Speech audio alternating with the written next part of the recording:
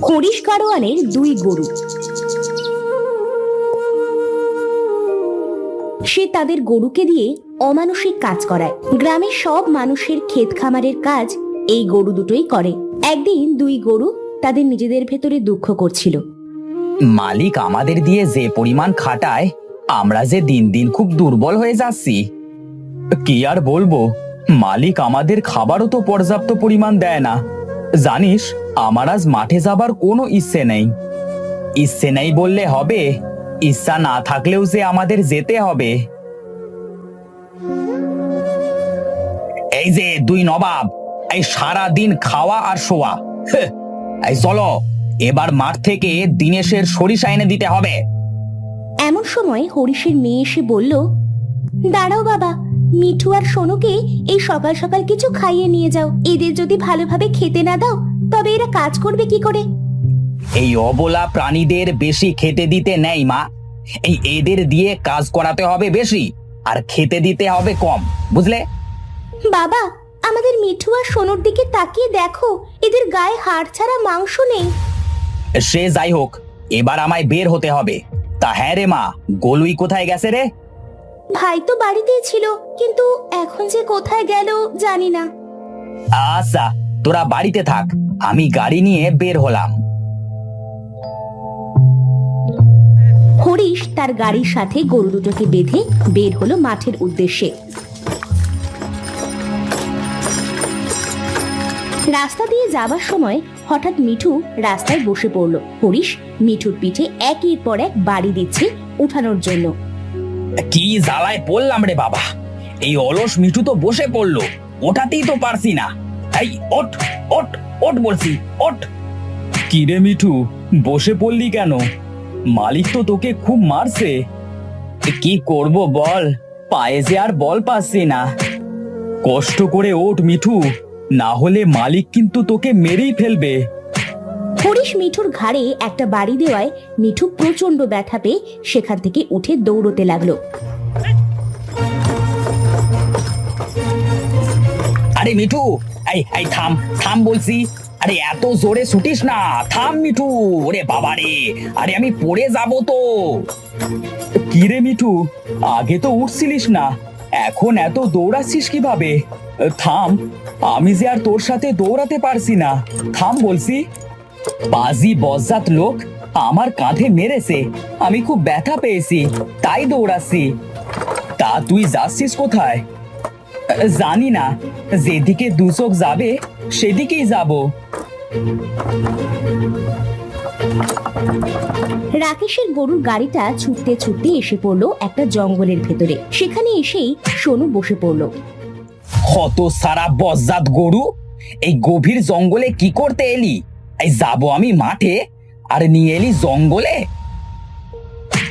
ওঠ সোনু, তাড়াতাড়ি মাঠে চল।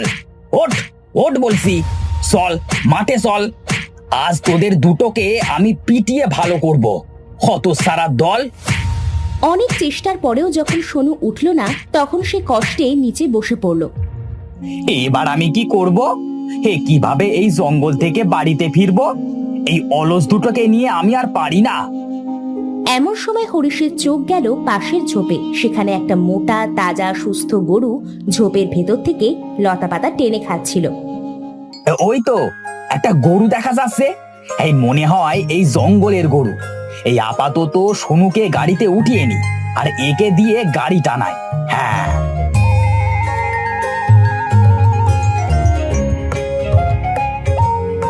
এই চল চল, আজ থেকে তুইও ওদের সাথে কাজ করবি। চল এবার বাড়িতে ফিরি।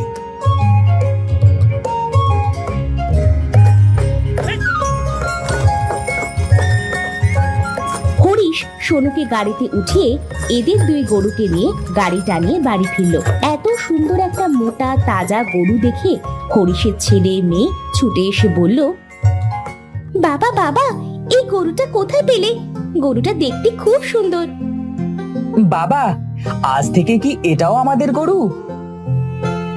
হ্যাঁ বাবা, আজ থেকে এটা আমাদের নতুন গরু। এই দুটো বজ্জাত ছুটতে ছুটতে জঙ্গলে চলে গেছিল, আর সেখানেই পেয়েছি একে। হ্যাঁ, খুব ভালো হয়েছে বাবা। এর নাম আজ থেকে রানী রাখলাম, একদম রানীর মতো দেখতে। বাবা, তুমি ঘরে গিয়ে বিশ্রাম নাও, আমি এদের খেতে দিচ্ছি। হরিশ ঘরে চলে গেল। এদিকে রাকা গরু তিনটেকে গোয়াল ঘরে নিয়ে গিয়ে খেতে দিয়ে বলল, খা, তোরা পেট ভরে খা।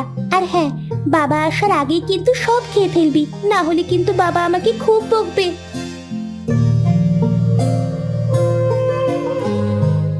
কি গো, এই তোমরা দুজন এত তাড়াতাড়ি খাচ্ছ কেন?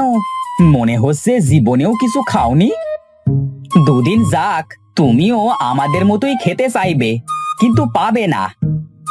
কথা না বলে তাড়াতাড়ি খাও। আমাদের মালিক কিন্তু খুব কিপটে, আমাদের খেতে দিতে চায় কম আর খাটায় বেশি। ও, এই কথা। আমি তো অনেক কাজ করতে পারবো, তোমাদের মতো দুর্বল না, বুঝেছো? হ্যাঁ ভাই, সময় হলে দেখা যাবে। আর কথা না বলে খেতে শুরু করো। পরের দিন হরিশ রানী আর মিঠুকে বলল, আজ কাজে মিঠু ও রানী যাবে। সোনু একটু অসুস্থ, ও আজ বাড়িতে থাকুক। চল তোরা, গাড়ির কাছে চল। উফ, আজ আমি খুব বাঁচা বেঁচে গেলাম। আজ আমার ছুটি, আজ আমি নাক ডেকে ঘুমাবো। এদিকে হরিশ তাদের দু গরুকে নিয়ে মাঠে চলে গেল।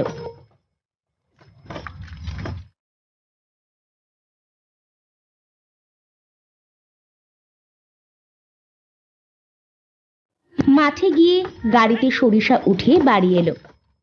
বাড়ি এসে সেগুলা গরু দিয়ে মাড়াই করে গরু দুটোকে গোয়াল ঘরে বেঁধে রাখলো।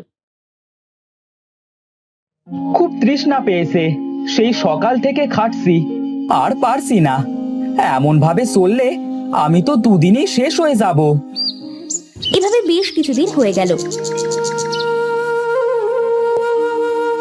রানীকে দিয়ে দিন রাত পরিশ্রম করানোর জন্য রানী খুব অসুস্থ হয়ে পড়ল। সেদিন হরিশ এসে তাদের 3 গরুকে বলল, এই চল, আজ তোদের 3 গরুকে দিয়ে জমিতে চাষ দেওয়াবো। হরিশ তার 3 গরুকে নিয়ে মাঠে গেল, কিন্তু মাঠে গিয়েই রানী সেখানেই শুয়ে পড়ল। হরিশ রানীকে বেধম ভাবে মারতে লাগলো, কিন্তু কোনো মতেই রানী আর উঠল না। সেদিন হরিশ রানীর পরে রাগ করে বাড়ি ফিরে এলো। তোরা আজ বাড়িতেই থাক, কাল যাব তোদের নিয়ে মাঠে। কাল যদি মাঠে গিয়ে এমন করিস, তবে কালকেই তোদের শেষ দিন।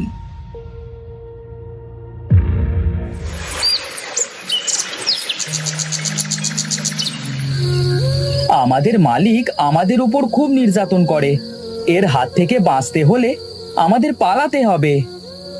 হ্যাঁ রানী, তুমি ঠিকই বলেছো। চলো, এখন তো রাত, আমরা ওই জঙ্গলে পালিয়ে যাই। আমরা গরু বলে আমাদের ওপরে মালিক যেমন তেমন ভাবে নির্যাতন করে, ওর ছেলে গলুইও যেন আমাদের মতো গরু হয়ে যায়। এ কথা বলে তারা 3 গরু সেখান থেকে পালিয়ে জঙ্গলে চলে গেল।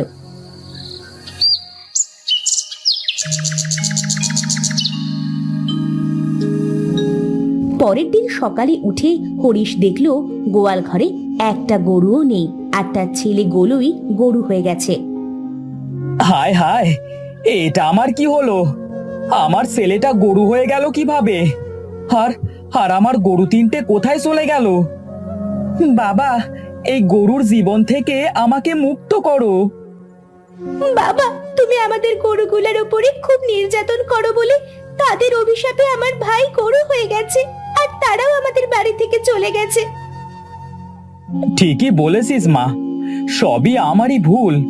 চল, আমরা গরু 3টেকে খুঁজে আনি, ওরা নিশ্চয়ই জঙ্গলে গেছে। হরিশ তার 2 ছেলে মেয়েকে নিয়ে জঙ্গলের উদ্দেশ্যে রওনা দিল। আর এদিকে ওদের 3 গরুর এমন বেহাল অবস্থা দেখে প্রকৃতি কন্যা তাদের বলল, তোমাদের 3 গরুর কি হয়েছে? তোমাদের এরকম অবস্থা কেন? প্রকৃতি কন্যা, আমাদের মালিক আমাদের দিয়ে খুব খাটায়, খেতে দেয় না, তাই আমাদের এই অবস্থা। মালিকের কাছ থেকে আমরা পালিয়ে এসেছি। প্রকৃতি কন্যা তার জাদু শক্তি দিয়ে একটা সবুজ গরু একটা সাদা গরু আর একটা সোনার গরু বানিয়ে দিল। তোমরা মালিকের কাছে ফিরে যাও, তোমরা একজন ফসল দিবে, একজন দুধ দিবে আর একজন সোনা দিবে, তাহলে তোমার মালিক তোমাদের দিয়ে আর খাটাবে না। প্রকৃতি কন্যা, আমাদের কথা বলবার শক্তি দাও, যেন আমরা মানুষের সাথে কথা বলতে পারি। আচ্ছা, তাই হবে। আজ থেকে তোমরা মানুষের মতো কথা বলতে পারবে। প্রকৃতি কন্যা 3 গরুর কাছ থেকে বিদায় নিয়ে সেখান থেকে চলে গেল। এদিকে তারা 3 জন বনে এসে দেখলো তাদের 3 গরু বনেই আছে। হরিশ তাদের কাছে গিয়ে বলল, তোদের এই অবস্থা কেন? তোরা কি আমার গরু? হ্যাঁ, আমরা তোমার গরু। তখন রানী তাদের সাথে সব খুলে বলল। সব শুনে হরিশ বলল, আমিও যে তোদের ফিরিয়ে নিয়ে যেতে এসেছি, তোদের সাথে অনেক অন্যায় করেছি, আমাকে ক্ষমা করে দে। তোমাকে আমরা ক্ষমা করে দিয়েছি, আর গলুইয়ের ওপর থেকে আমরা আমাদের অভিশাপ উঠিয়ে নিলাম। আজ থেকে তোমারও কোনো কষ্ট থাকবে না, আর আমাদেরও কোনো কষ্ট থাকবে না। হ্যাঁ, এবার আমরা সবাই চলো বাড়িতে ফিরি।